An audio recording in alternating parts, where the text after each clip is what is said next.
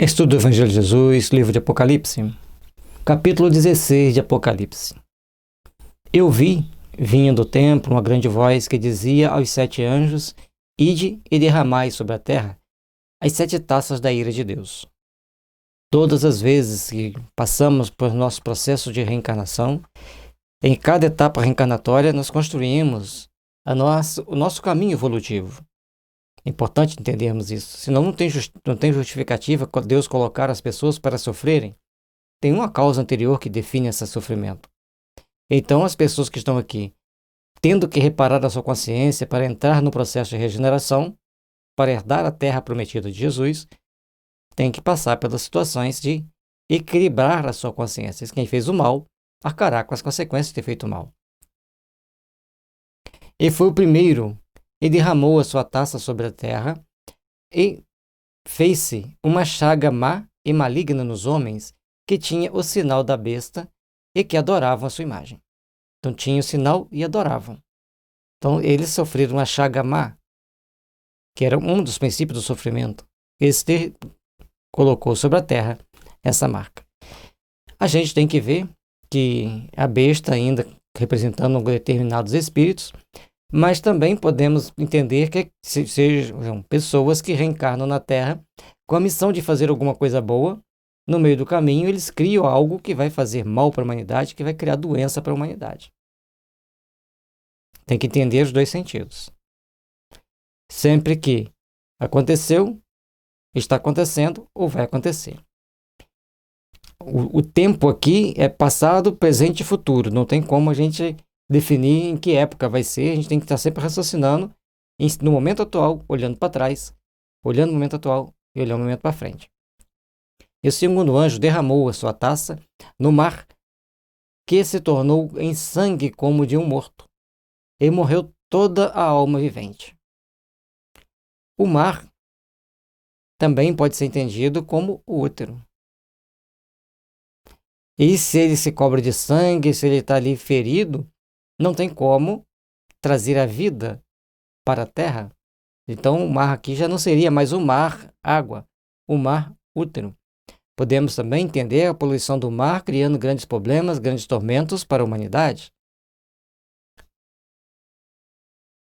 Deixando a vida de ter a vida que deveria ter no mar, extinguindo muitas delas. Bom, podemos também entender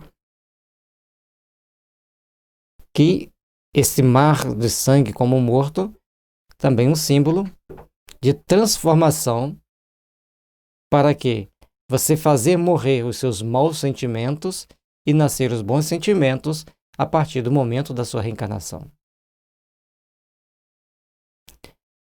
E o terceiro anjo derramou a sua taça nos rios e nas fontes das águas que se tornaram em sangue. Os rios e as fontes das águas se tornarem sangue também pelo mesmo sentido. O rio é nossas veias. As fontes da água, as fontes que nos levam para a vida, nós estamos contaminando nossas águas, nós estamos contaminando nossos rios, e como nós vamos sobreviver? Se nós mesmos estamos fazendo isso. Então, aqui, para ele não dizer, os homens contaminaram as águas dos rios, nós vamos falar, mas como faz isso? Como que os homens vão contaminar? Naquele tempo lá atrás de 2000 anos. Mas trazendo para o tempo presente, nós vamos ver que os homens também estão contaminando as águas do rio, que contaminam, por conseguinte, o nosso sangue. A linguagem da vidência, por mais que João tivesse proteção divina, ela é figurada.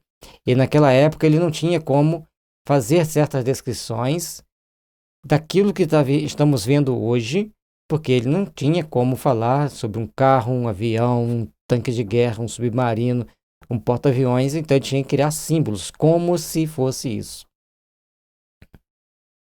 E como ele usa alguns momentos os símbolos dos animais, é que aqueles animais têm grande poder, grande força e até mesmo grande maldade.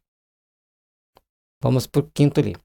E eu vi o anjo das águas que dizia: Justo és tu, ó Senhor, que és e que eras, e santo és, porque julgastes estas coisas. Então, Deus, que é sempre justo, faz as coisas justas, acontecem as coisas justas. E nós temos que saber dar graças a Deus.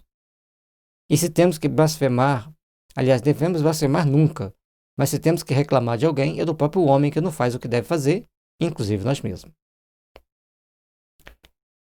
Visto como derramaram o sangue dos santos e dos profetas, também tu lhes deste sangue a beber, porque disto são merecedores. Então, se derramar o sangue, vamos passar por situações complexas para tomarem consciência, para pararem para pensar sobre o que estão fazendo e como estão fazendo, para terem condições de discernir o que é certo e o que é errado e fazer somente o que é bom perante os olhos de Deus. Então, aprendamos que, se fizermos o mal, teremos que passar por alguma situação para recebermos esse mal algum dia. E ouvi outro do altar que dizia: na verdade, ó Senhor Deus Todo-Poderoso, verdadeiros e justos são os teus juízos. Então, sempre temos que lembrar que Deus é todo-poderoso, seus juízos são justos e verdadeiros e tem um motivo. Se você está passando por alguma tribulação, se você está passando por alguma situação, lembre-se que Deus é justo, que Deus te encaminha para processos de encontrar com você mesmo perante as leis justas, sábias e misericordiosas, que nos dá condições de procurarmos raciocinar e entender a vontade do Pai.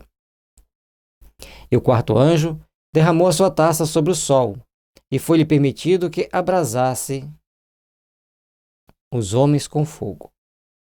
Ao aquecimento global aí, né, gente? Bom, é lógico que é um motivo para refletirmos. Se a temperatura do sol aumentar, a temperatura da Terra aumenta. Mas se a temperatura do núcleo da Terra aumentar, a temperatura da Terra aumenta. E o efeito desses dois, conjugado às ações humanas de desmatamento e de tantas outras ações, traz para nós mais complicação, mais dor, mais sofrimento. Precisamos então aprender a discernir. E os homens foram abrasados com grandes calores, blasfemaram o nome de Deus, que tem poder sobre essas pragas, e não se arrependeram para lhe darem glória. Eis o grande perigo: não dar glória a Deus, não respeitar as regras de Deus, não procurar entender os ensinamentos de Deus, arcando por isso mesmo, em suas consequências, em suas ações, com aquilo que Deus julga necessário, passemos para o nosso aperfeiçoamento, para a nossa melhoria. E o quinto anjo derramou a sua taça sobre o trono da besta, e o seu reino se fez tenebroso, e os homens mordiam a língua de dor. E aí, que será a taça que esse anjo derrama sobre o reino da besta? Onde está o reino da besta? Eis que todos gostariam de saber. E saiba que a besta blasfema de Deus, debocha de Deus e vai contra Deus. E ali tem uma essência divina que faz com que todos sentem terrível dor, ao ponto de morder a língua de dor. E por causa das suas dores, e por causa das suas chagas, blasfemam do Deus e do céu, e não se arrependem das suas obras. Então, estão lá passando aperto, estão lá sofrendo, adoecendo, sentindo dor, mas continuam tomando as mesmas atitudes, as mesmas ações, e não respeitam a Deus. E a gente vai ver que, principalmente naqueles países do eixo da OTAN e seus circunvizinhos, hoje tem eutanásia, tem várias ações, não queremos dizer que eles sejam uma besta, mas várias ações que as pessoas não aceitam a dor. Simplesmente pedem para fazer uma morte assistida porque desistiram da vida, não acreditam mais em nada. Não somos nós que vamos fazer o julgamento, cada um passa por aquilo que se faz necessário e são aprendizados. Nós estamos aqui para aprender. Um dado momento, todos se dobrarão ao Senhor. Mas após se dobrar ao Senhor, ainda tem muita lenha para queimar, ainda tem muitas dores para se passar, para que as pessoas então comecem a entender verdadeiramente o que é seguir a Deus.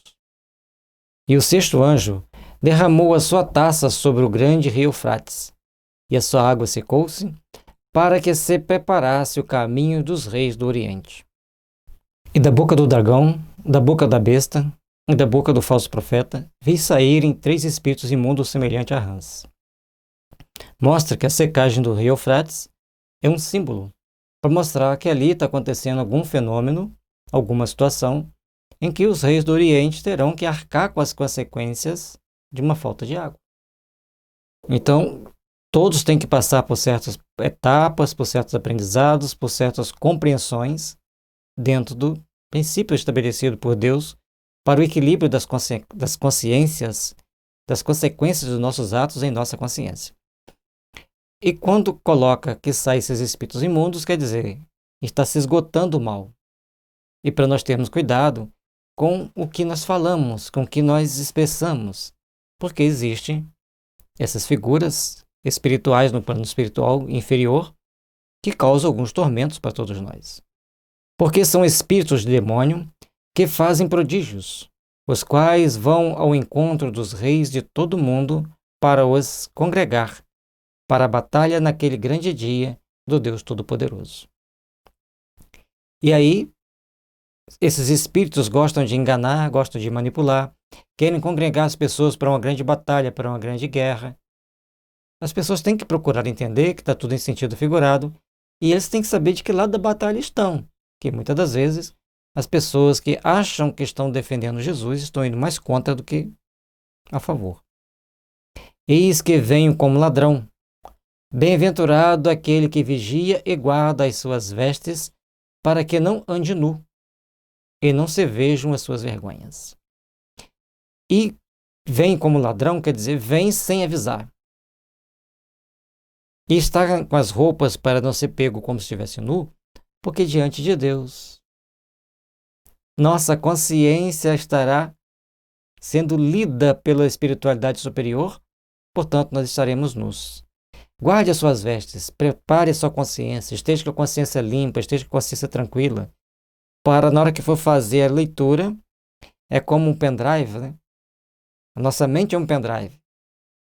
E Deus é o computador central. Então, plugou, lê tudo que está lá. Só uma linguagem figurada para a gente entender como Deus faz a leitura da nossa mente, tá certo, gente? Ou a espiritualidade superior. Eles congregaram no lugar em que hebreu se chama Armagedon. Então, esses espíritos imundos levam essas pessoas para um local para eles se congregarem. E o sétimo anjo derramou a sua taça no ar e saiu grande voz do templo do céu do trono dizendo: está feito. Quando o sétimo anjo derrama a sua taça no ar, as coisas se complicam, então está feito. Porque está no ar, todos irão respirar aquela substância daquela taça necessária à transformação das consciências presentes na Terra. E houve vozes, e trovões, e relâmpagos, e um grande terremoto, que como nunca tinha havido desde que há homens sobre a Terra. Tal foi este tão grande terremoto. Então, no momento que acontece esse fenômeno transcendente, de envolver o ar numa substância lançada pelo sétimo anjo, começa a ter o reajuste de conta daquele que a gente não sai. Que grande terremoto, grandes forças telúricas se movendo. Portanto, lembremos que as forças telúricas obedecem a Deus, apesar de acontecerem segundo certos alinhamentos de planetas e tudo mais, mas Deus sabe o momento de colocar um cometa em alinhamento com alguns planetas e algumas estrelas, e aí vem as consequências. Tudo no seu momento certo. E a grande cidade fendeu-se em 3 partes, e as cidades das nações caíram, e a da grande Babilônia se lembrou Deus para lhe dar o cálice do vinho da indignação da sua ira.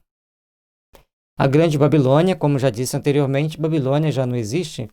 Desde os tempos do Cristo já não existia mais Babilônia. Mas o termo Babilônia quer dizer a cidade da suntuosidade, da vaidade, da prostituição, da escravidão, da promiscuidade, da falta de respeito. Babilônia conseguiu sintetizar tudo de ruim, todos os vícios em suas estruturas sociais. E como sempre, tudo que se faz isso é destruído. E toda a ilha fugiu, e os montes não se acharam. Portanto, a Babilônia é representada por uma ilha. Aí tem a ilha do Japão, a ilha das Filipinas, a Singapura. Foi mais que ilha. Das grandes cidades, Hong Kong é uma ilha, Manhattan, em Nova York, é uma ilha, a Inglaterra é uma ilha.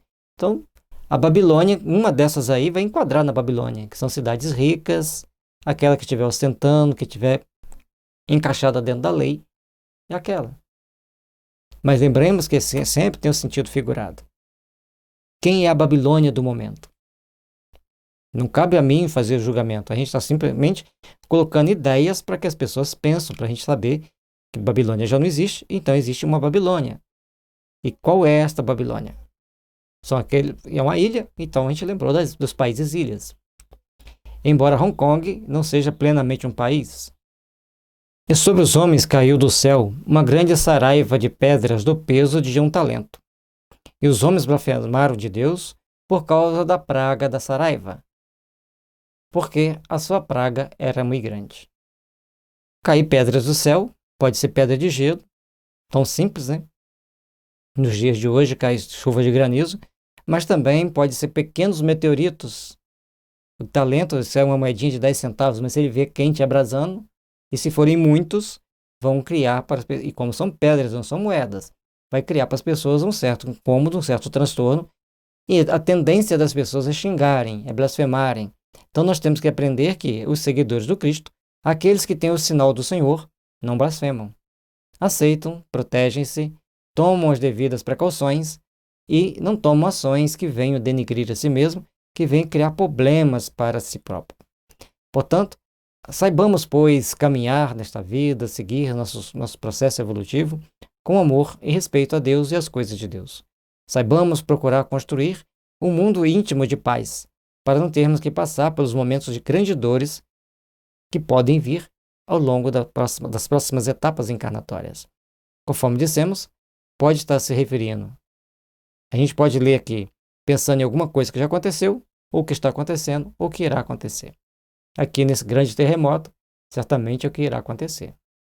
Que Jesus nos abençoe, nos ilumine, nos fortaleça, dai-nos a força e a paz para caminharmos com segurança, para caminharmos na busca da interiorização de valores do amor, da paz e da fraternidade em nossas almas, para alcançarmos a plenitude do nosso ser. Obrigado, Jesus. Abençoa-nos, Senhor. Ilumine-nos o caminho que nos conduzem a Ti.